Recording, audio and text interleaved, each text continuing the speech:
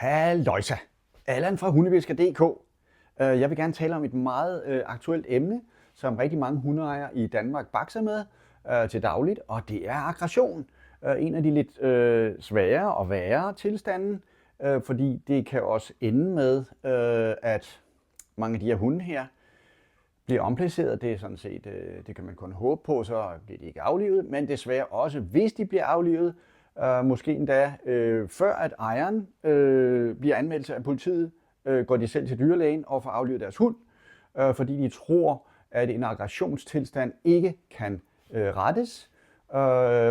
Og det, der er lidt værre, det er, hvis man bliver meldt af politiet af en anden hundeejer eller et menneske, der er blevet bidt, som er måske en, der kommer på skadestuen og har fået taget nogle billeder af deres kødsår med blod til følge, og så er det rimelig sikkert, at som minimum i hvert fald, at hundeejeren til den aggressive hund får en bøde på måske omkring 3-4.000 kroner og pålæg om, at hunden skal være i mundkurv. Og det er bare en dårlig situation. Og hvordan er det egentlig startet, synes jeg er ret vigtigt for mange at vide, hvordan er deres hunds aggression startet. Og der er jeg jo som adfærdstræner den, der kommer på, når balladen er startet. Forhåbentlig, jeg vil jo hellere have forebygget, det vil sige, at en hundeejer kom med sin 8-9 uger gamle hvalp, eller 10 uger gamle hvalp, til mig og sagde, hey Allan, jeg vil gerne vide, hvad jeg skal gøre, så jeg aldrig får problemer med min hund, for eksempel aggression, eller nogle af de andre lidt nemme ting, som at hoppe op, eller trække i snoren, eller bare generelt ophidselse. Det havde været det bedste, og det er jeg også meget glad for at træne folk i, fordi det er bare den gode del, det sjove. Man har en sød, lækker, god hvalp, og den er bare så formbar, og den har så meget potentiale. Desværre så er der mange hundeejere, der ikke vælger at ringe til sådan en som mig. De ringer til en hundeskole, og de tror faktisk, at den her hundeskole er en form for opdragelse for hunden. Og der må jeg beklage. Det er det desværre ikke. Det er et sted, hvor de kan hygge sig og have det rigtig sjovt, hvor de kan lære at lege. Åbenbart ret svært at træne en hund til at lege. De får jo mange pauser, har jeg hørt fra nogle af mine kunder. Og så dem, der spiller meget op til fandango, altså dem, der fjumser rundt og gør. De er måske 10, 11, 12 uger gamle og har allerede fået lidt nogle ting, de elsker at gøre og sådan noget, hopper op. Og så siger træneren til de her mennesker, der ejer den her søde lille hvalp, der gør, og siger, hey, I må lige gå over til en side her, fordi I forstyrrer træningen. Der tænker jeg jo som adfærdstræner, det burde hundeskoletræneren jo have vist de mennesker med deres hund lige der på stedet, så de andre elever på hundeskolen kunne se, hvordan en hundetræner får bund i noget gøgeri. Men det kan de ikke, så derfor så sender de den gøende hund ud til siden, og der siger jeg jo, så man går på en hundeskole med sin hund, der i forvejen er opdraget, fordi ellers så kan man ikke gå der, fordi hundetræneren ikke kan træne en hund, der er uvågen, eller uhøflig, eller fjollet, eller op at køre. Så det er et lille interessant lille dilemma, jeg synes, at vi skal tale lidt mere om her i Danmark, fordi der er rigtig meget fokus på godbidder, altså den positive forstærkning, det vil sige, at man træner hundene med godbidder, når de ikke gør noget forkert, og kigger op på ejeren, eller bare opfører sig pænt og går hen og fortorvet, så får de en godbid for at være 30 meter eller et eller andet. Og altså ingen korrigeringer, det vil sige, at man må ikke sige nej til hunden, man må ikke sige noget, der næsten er negativt ladet, man ignorerer, når den gør noget forkert, hopper den for eksempel op, så vender man bare ryggen til, eller kigger den anden vej. Og det her er ikke helt naturligt fra en hundevinkel. Altså, hvordan hunde, de kommer fra ulven, ikke? De har meget DNA derfra, så de ser tingene fra en helt anden vinkel end de her, jeg vil kalde det sliktræning eller godbidstræning. Så de kommer også fra en verden, ligesom mennesket gør, hvor der er korrigeringer, hvis man gør noget forkert, og så er der ros, hvis man gør noget godt. Det er simpelthen sådan, livet fungerer for næsten alle væsener på den her planet, tror jeg. Selv en giraffeunge med dens mor, den vil få en henvisning, hvis ikke den hører efter moren og følger efter hende væk fra vandhullet, fordi der kan være nogle alligatorer over til siden, der godt kunne lide en girafunge. Så vil den måske lige få et dask med den lange hals der og hovedet, og så hører den efter og følger efter sin mor. Den vil selvfølgelig også gerne med moren, fordi hun har mad til den selvfølgelig. Det er hende, der sørger for, at den er tryg og giver den mad og sådan noget. Og det kunne man jo så godt sige lidt, det hænger jo også lidt sammen med de godbidder, vi giver til vores hunde. Vi har mad til hundene. Jamen, man kunne jo også godt sige, hey, hund, hvis du vil have mad, du er sulten, følg mig, så får du mad, og jeg holder dig tryg. Men hvis man nu i forvejen har fået en lækker skål mad, og man så bagefter skal træne med nogle godbidder, hvor stor er incitamentet så til at følge sin mor eller far, når man lige har fået mad, ikke? Så det er faktisk rigtig svært at lave godbidstræning med hunde, der ikke er sultne. Det kunne man tage lidt omkring det også. Der er ikke særlig mange hunde, der er sultne i dagens Danmark. Rigtig mange hunde kan ikke trænes med godbidder, fordi de bliver stoppet ned i halsen på dem. De er næsten ved at kaste op over alle de godbidder. Så der allerede har man jo nogle begrænsninger i forhold til godbidderne. Hvad er strategien så, hvis ikke hunden reagerer på godbidden? Så kunne den måske blive interesseret i noget legetøj. På et tidspunkt bliver det måske også kedeligt, fordi ejeren ikke leger sjovt nok, godt nok med det her legetøj. Hunden gider måske ikke at lege. Nå, så har vi heller ikke det. Hvad pokker gør vi så? Skal vi kæle hunden? Jamen, det gider den måske heller ikke, for den får så meget kæl. Den kommer op i sofaen hele tiden og får tonsvis af kæl. Så den siger bare, hey, mor og far, jeg kan sgu ikke rigtig bruge jer til noget her som leder, fordi I poster jo godbidder ned i halsen på mig. I kæler mig hele tiden, I leger med mig hele tiden, og jeg skal ikke gøre en skid for det. Der har vi en lille ting der, hvor at godbidderne og den positive forstærkning og kun den positive forstærkning har absolut sin begrænsning. Men venner, prøv lige at se her. Jeg har igen lavet en tavle, og det er bare lige for at tydeliggøre, hvor er det egentlig, at der er aggression. Altså, hvem er det egentlig? Jeg kan lige prøve at tage kameraet lidt tættere på. Jeg ved ikke, om I kan se det på min fine whiteboard her. Og jeg synes sgu da, at det hele det står lidt spejlvendt, det hele. Det er meget mærkeligt, det her. Jeg vender lige den her rundt her. Sådan der. Det er så godt. Jeg håber, I kan se det. Der. Okay. Aggression. Jeg skal lige gøre den lidt mere. Ja, der har vi noget der hos egen ejer. Det er der bare noget møg. Det er bare ikke sjovt, det der. Altså, man har en hund, man vil gøre alle mulige gode ting for den, og så bider den simpelthen ud efter egen ejer. Søskendehunde, det ser vi også. Det har jeg en del sager med, at hunde, der begynder at slås om direktørposten derhjemme, mens deres ejer desværre er underdirektører, kan man kalde det, eller nede på lageret. Der er selvfølgelig også nogen, der bliver mega sur, når der kommer nogle hunde på besøg, fordi det er deres territorie, og der er en masse omkring territorieinstinkt der, så det er der er mange, der slet ikke kan have hunde på besøg overhovedet. Så kan vi sige ressourceforsvar. Jamen, det er jo noget slipøvelse, der ikke er gået godt der. Det er jo, når man vil holde fast på det kødben, eller en bold, eller noget legetøj, og ingen andre skal lege med det.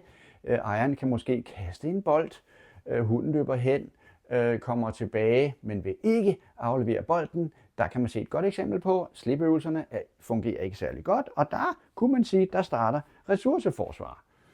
Andre hunde på gåturen, det er selvfølgelig det, der næsten er mest af. Det er det, der fylder allermest, og det er rigtig mange mennesker har måske kun bøvl med det her, og ingen af de andre ting. Bevares. Så er der, og den næste er måske den, der kommer lige efter. Hunde tæt på haven, huset, lejligheden, territoriet igen, som lidt hænger sammen med den her, kunne man sige. Fordi det er bare, de mener, de skal beskytte det her territorium, deres forældre har sat dem til, og det er huset, og det er haven.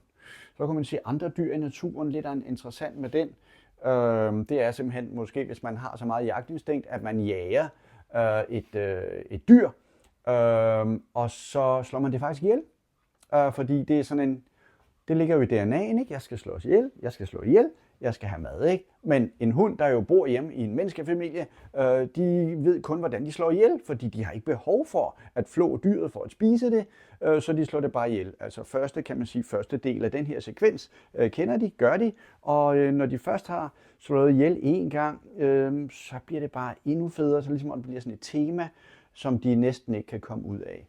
Og så det er altså næsten alle de gode grunde hertil, eller ikke gode grunde til, men alle de her ting inden for de områder, hvor hunde er aggressive.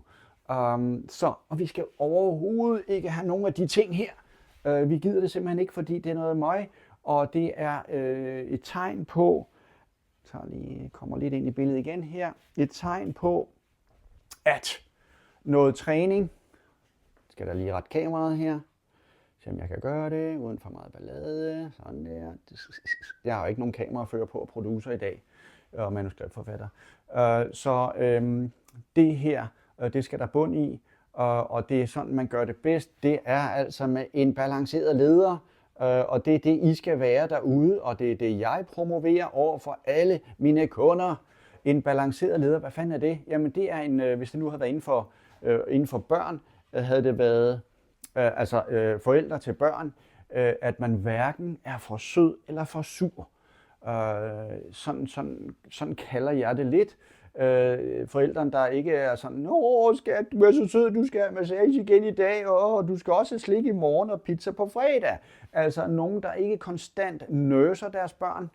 Og så er det også nogen, der samtidig ikke er alt for sure hele tiden. Går og vrisser af børnene og irritable på dem, og ikke kan forstå, at de ikke rydder op efter sig, og er bare, ustabil leder, kunne man sige. Altså en forælder, der man bare ikke gider som barn. Man kan simpelthen ikke respektere dem, man har ikke tillid til dem, man gider ikke have kram af dem, fordi de enten kaster pizza og cola ned i halsen, eller også så er de sure og mugne over, at børnene ikke har taget opvasken efter pizza og cola, fordi det hænger sjovt nok sammen. Jo mere vi gør for børnene, jo mindre gør de for os. Og det er lidt sjovt, fordi jo mere vi gør for hundene, jo mindre gør de for os. Og når folk ringer til mig i telefonen, så siger de, Allan, jeg forstår det ikke. Den hund her, den kører rundt med os, og vi har gjort alt for den. Altså, den har kurv, den har sofatid, den er ovenikøbet med på ferie, den er med på camping og alle mulige ting, og den får soignering 2 gange om ugen. Og så bider den ud efter os. Hvad filen er der gået galt, Allan? Og så siger jeg, måske I har gjort lidt for meget for den. Og det der måske kan vi godt tage væk, fordi det er fordi, de har gjort for meget for deres hund, og den har gjort for lidt tilbage. Så I skal derude bag skærmene, hvis I ser den video her, så skal I tænke over, om I måske gør alt for meget for hundene. Går I til agility, går I til nosework og alle mulige skønne ting, mens hunden samtidig ikke kan opføre sig pænt, bare fordi den går forbi en anden hund på gåturen, så skal I lige glemme nosework og agility for en stund, fordi så skal I i gang med noget adfærdstræning, altså at man træner på at gå forbi en anden hund. Og det kan jo kun lade sig gøre, hvis man går forbi en anden hund mere end kun 1 gang på en dag. Så lad os nu sige, at man har en situation med en hund, jeres hund laver udfald, måske heldigvis når den ikke er bide, fordi I trækker snoren hurtigt tilbage, hvilket jo giver mere fråde fra hunden, det bliver bare værre næste gang. Nå, men I er nu passeret forbi den anden hund og ejer, og var der noget træning i det? Det var der ligesom ikke, vel? Fordi I passerede den jo bare, og hundene tænkte, måske endda begge to, hold da op, mor og far, de skynder sig væk fra den anden hund. De er virkelig bange for den, så jeg bliver nødt til at beskytte dem rigtig meget næste gang vi kommer, fordi jeg kan mærke, at de er så bange for den hund. Nej, hvor går de dog hurtigt væk fra den. Se, her er der allerede noget træning ind over her. Kunne man jo sige, måske I skulle blive på stedet lige et lille stykke tid. Og så kommer der allerede noget pædagogik ind der, fordi så siger I en lille smule, det er ikke den perfekte løsning det her, så siger I, lille skat, du kommer ikke videre herfra, før du er rolig og ikke gør. Og det synes hunden er ret kedeligt, fordi der sker jo ikke rigtig noget nyt, og den anden hund er jo gået videre, og man bliver stående her på stedet med lillemåsen der, og hvad er devisen lidt her? Nu bliver det kedeligt. Og kedeligt er rigtig godt. Fordi kedeligt, det er der rigtig mange hunde, der ikke kan. De kan ikke kede sig, de kan ikke vente. Og de aggressive hunde kan jo ikke vente på at få lov at bide den anden hund. Men det er noget rigtig god pædagogik. Hey, lille ven, her bliver vi, indtil du er fuldstændig rolig. Og så går vi videre. Og det begynder hunden at lære fra og lære i sin lille hukommelse, at det ikke er sjovt at gø, fordi der sker ikke noget spændende, der sker ikke noget nyt og i øvrigt. Den anden hund er jo derovre, den får lov at gå videre med sin ejer, og lille hunden her bliver nødt til at være på stedet. Så alene ved at gøre den situation der begynder der at komme nogle ting der. Det er selvfølgelig ikke hele pakken, for der er mange flere elementer i det her. Nogle situationer, der skal man faktisk gå videre med det, når der ikke er så meget stress på, når det hele ikke er så voldsomt endnu, fordi man gerne vil indikere, at der ikke er noget i situationen, og så er det ikke skide godt, at man standser op, fordi det er, så kan hunden mærke, at man er nervøs eller bange, fordi man lige pludselig ændrer tempo. Så i andre situationer, altså hvor der ikke er så meget ophidselse, der går man videre. Hvor der er ekstrem ophidselse, og hunden er i den røde zone, der bliver man helt sikkert nødt til at stå stille, for at sige til hunden, vi venter her. Men en hund, der er helt oppe at ringe godt nok, der skal jeg lige sige, det kommer til at tage lang tid. Og specielt hvis ejeren ikke helt ved, hvordan at hunden skal se ud og være, før man går videre. Så der kan man begynde at putte nogle andre ting på, i stedet for at man bare står stille og er passiv. Så kan man begynde at lave øvelser med hunden, for at have sat den til nogle ting, så den ikke kan tænke på den anden hund. Og hvis man sætter den til noget arbejde i øvrigt, så har den ikke tid, og den har for travlt faktisk til at være ophidset, fordi nu bliver dens hjerne sat til noget andet. Så det er altså sådan, kan man sige, en fysisk omdirigering. Det er ikke engang en psykisk omdirigering, altså for eksempel hvis man lokker med en godbid eller kontaktøvelse eller et eller andet. Det er en fysisk omdirigering med det, man alligevel har ved hånden, snoren. Så kunne man passende lave nogle opgaver der for sin lille søde hund med de store tænder, hvide tænder, der gerne vil bide, sætte den til noget andet, lige så snart den gør noget forkert. Og kan man sige, sådan en opgave, det er selvfølgelig, nu er det jo teori her, så jeg kan ikke lige vise jer med en hund her på stedet, fordi der er ikke nogen hunde her, der er aggressive, så det er lidt svært at vise. Det skulle jeg jo vise på en video ude på gader og stræder, og der er vi ikke nået til endnu. Det er så det, jeg viser mine kunder, når jeg er ude og træne hos dem, fordi der går vi på vores træninger, der går vi også ude blandt andre hunde, og der viser jeg dem, når jeg tager hunden i snoren, hvordan man får bund i en hunds aggression ved at give den nogle opgaver. Og opgaver, det er jo ikke engang negativ forstærkning, og er det egentlig positiv forstærkning? Måske er det ingen af delene. Måske ligger det lige midt imellem, ikke? Fordi det er ret fedt det her, fordi en balanceret ejer eller forældre eller en balanceret leder, det er det, hunden har brug for. Så jeg siger bare, uden at være sur, til gøende hund, udfærdende hund, hey kom skat, vi laver sgu lige nogle 8-taller, eller vi laver nogle cirkler, eller et eller andet. Det bliver på min måde. Vi gør det bare nok gange, så bliver du helt rolig, fordi jeg bliver bare ved, og jeg er jo ikke sur. Jeg er da ikke utilfreds, fordi jeg forventede, at du lavede de udfald. Det ved jeg jo. Og vi er gået herhen for at træne mod den anden hund. Vi har lige fået den anden hund og ejer til at stå stille lidt. Det har vi jo aftalt med dem. De er vores figuranter lige nu. Bliver man i øvrigt nødt til det her, hvis man vil træne, bliver man nødt til at finde nogle figuranter derude, som kan hjælpe os. Fordi de andre, der i måske endda i misforstået godhed, fjerner sig hurtigt væk fra situationen, er faktisk lidt svært at træne vores hund op imod. Så der kommer en masse ting ind der, men der er faktisk masser af muligheder for at få sin hund mindre aggressiv.